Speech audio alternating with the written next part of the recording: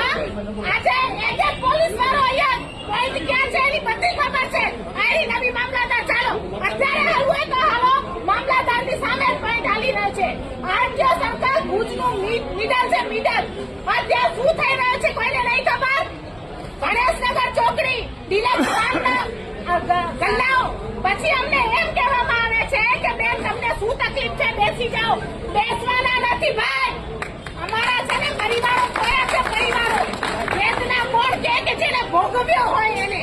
અમારા મંદિરની બાજુમાં તમે દારૂ વેચો મંદિરની અંદર ઘૂસી જાઓ એટલી હદે તમે હાલ્યા જાઓ ત્યાં સુધી પોલીસ જાગતી નથી. તો પોલીસ કરે શું છે ભાઈ.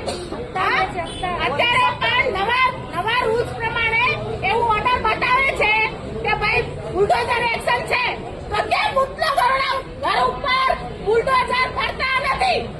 હા એનો જવાબ આપો. એટલે જેટલા લોકો પોતાનો જીવ હથેળી ઉપર લઈને આવ્યા હોય ને એ રેડ નાખો નીકળજો. બાકી પોલીસ નો કામ નથી ભાઈ. અહીંથી કહું છું પોલીસ નો કોઈ કામ નથી. તમારા સાથે બે પોલીસ હાલશે ને તો એની બદલી કરી દેવામાં આવશે એ હું તમને અહીંથી કહું છું. એટલે જો તમારામાં જીગર હોય ગુજરાતને ગાંધીના ગુજરાતને નશા મુક્ત કરવાનું જેમ જિજ્ઞેશભાઈએ કીધું છે એનું લોહી એમ ઉકળે છે ને કારણ કે સાચા છે. હા સંઘવીભાઈ જેમ નથી ને ભાઈ તમે છો તો પ્રજાને સાંભળો ને. અમે કોઈ પક્ષની વાત નહીં કરીએ ચલો પણ તમે પ્રજાને તો સાંભળો. જે મિડલ વાળા છે બધા એરિયા એમાં જઈને સાંજે જુઓ કે શું હાલત થાય છે.